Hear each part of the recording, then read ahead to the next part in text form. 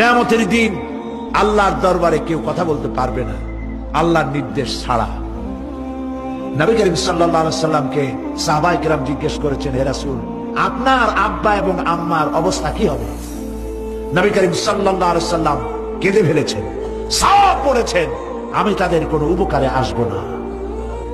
পৃথিবীর সব মানুষ, সাহাবায়ে কেরাম বাদ দেন, পৃথিবীর সমস্ত মানুষ একত্রিত হয়ে আবু তালেব রাসূলুল্লাহকে যে ভালোবেসেছেন, ওর 1000 ভাগের 1 ভাগও সারা দুনিয়ার মানুষ রাসূলুল্লাহকে ভালোবাসতে পারবে? পারবে? নিজের ছেলে আলীকে, আলী রাদিয়াল্লাহু তাআলা আনহুকে আলাদা বিছানায় শোয়াইয়া, ছোট্ট মানুষ হযরত আলী আলাদা জায়গায় রাখিয়া মুহাম্মদুর রাসূলুল্লাহ সাল্লাল্লাহু আলাইহি সাল্লাম এতিম মানুষ তারে কলিজার সাথে বুকের মধ্যে আশ্রয় দিয়ে আগলে রেখেছেন বুক করে।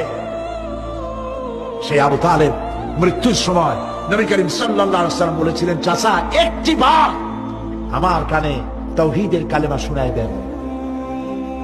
আবু তালেব, তার কিসমতে ছিল না কালেমা। মরে যাওয়ার পর একজন সাহাবী বলেছিলেন, ইয়া রাসূলুল্লাহ, মৃত্যুর সময় আবু তালেবের মুখ আমি নড়তে দেখেছি, তিনি কালেমা পড়েছেন সম্ভবত। রাসূলুল্লাহ সাহেব পড়েছেন, আমি শুনি নাই।